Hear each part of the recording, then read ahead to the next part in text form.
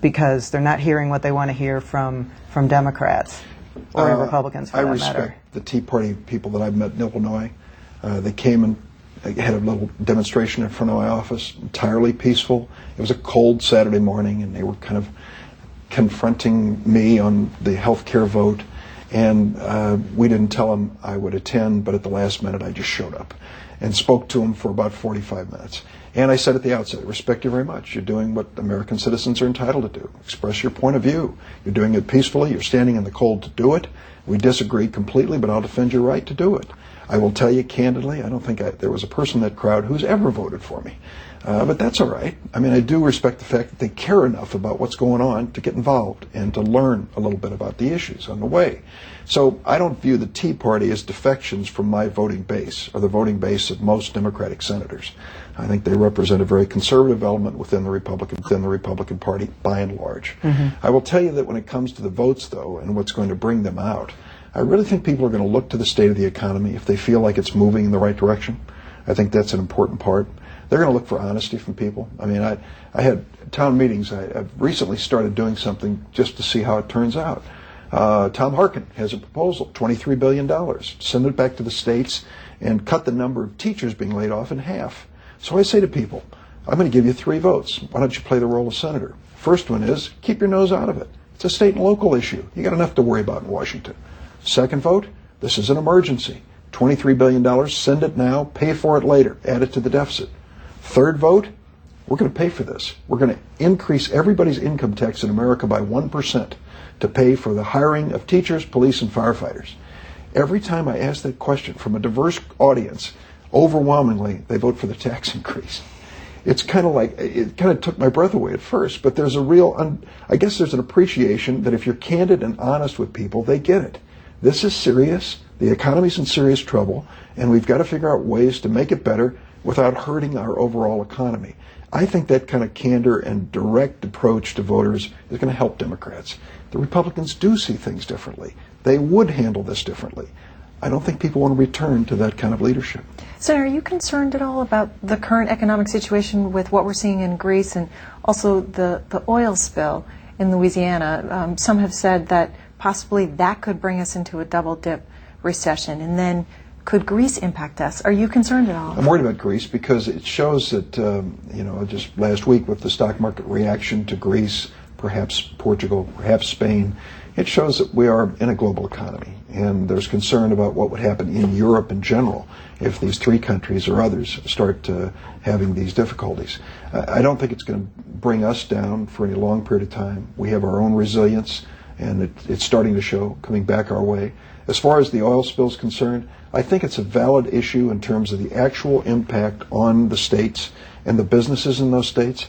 I think it's a valid issue in terms of energy in the future. How much do we want to rely on offshore and deepwater drilling, and what kind of precautions and safety will we have? But I don't think that this spill in and of itself is going to interrupt energy supplies like a war in the Middle East, for example, and I don't think it's going to have a long-term negative impact on the overall national economy. We have time for one more question here.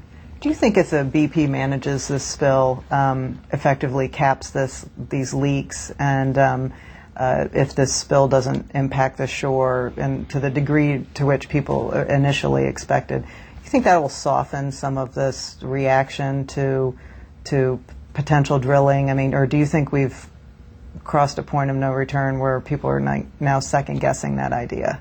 I'm not going to call this 3 Mile Island because I don't think it's reached that level. And you suggest there may be a way out of it where it wouldn't.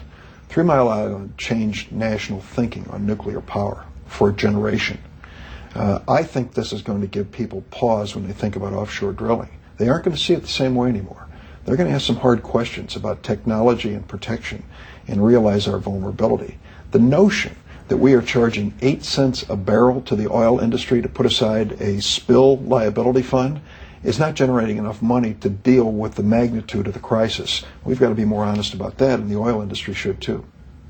Senator Dick Durbin, Majority Whip in the Senate, thank you for being with us. We appreciate it. Thanks. Thank you.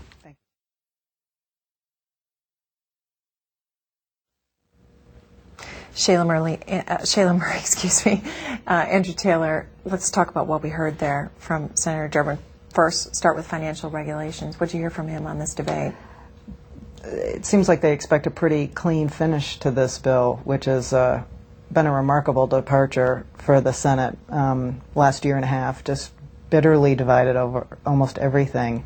And we have big amendments on the floor of the Senate passing unanimously, nearly unanimously. Many of them have a heavy populist tinge. Seems like a lot of senators want to make themselves whole after the TARP vote. I mean, this is sort of that coming full circle. And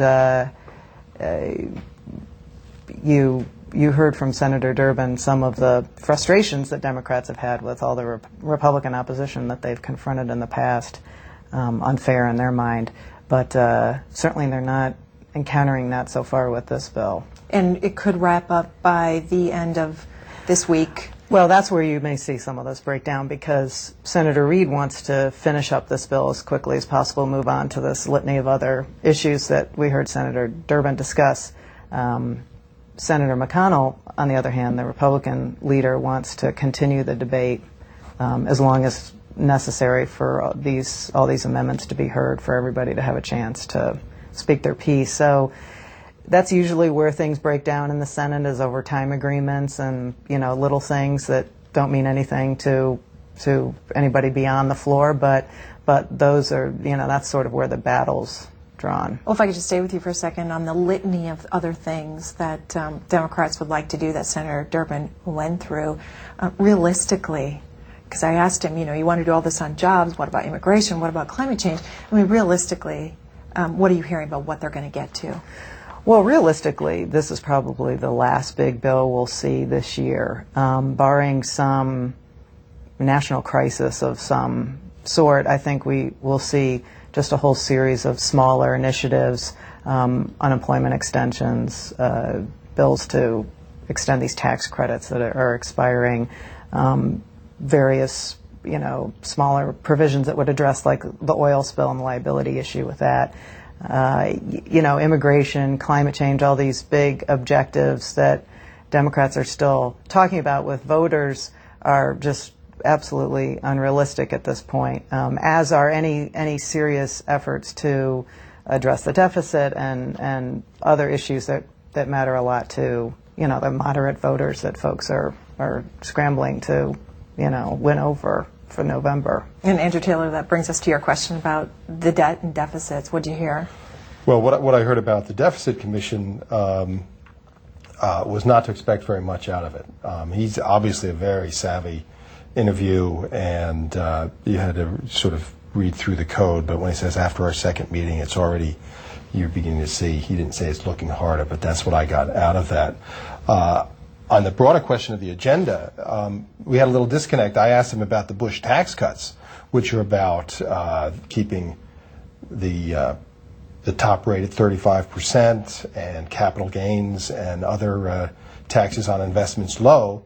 And he started talking about the minutiae involved in this unemployment bill and this, what we call in Washington, a tax extenders bill, which they're having an enormously hard time with.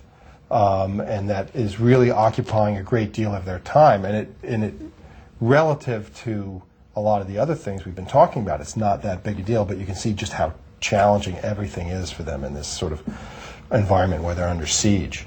And there's 6 months to go until the election, Sheila Murray. So politics, how's it playing into everything that we've heard today? I think both parties see this as a jump ball right now, and the shrewder politicians know that you really can't read a midterm electorate until around Labor Day.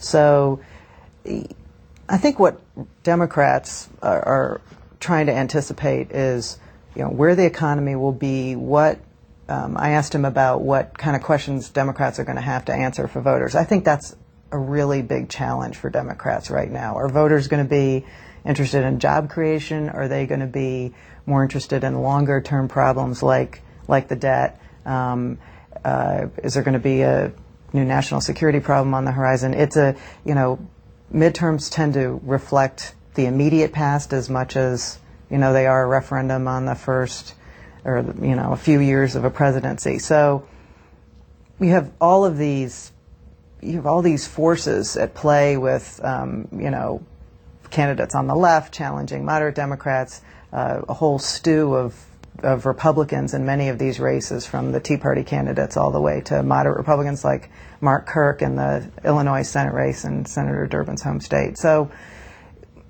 it's hard to say what voters want and what Democrats are going to need to deliver to them in order to preserve their majorities in either house. Andrew Taylor, he said in his list of things to do, appropriations and budget are a must-do. Why is that important? Well, I don't necessarily stipulate to the question because it's beginning to look like they're not going to do the budget, which is this sort of arcane Washington ritual that has more to do with Senate procedures than actually affecting the budget in most years.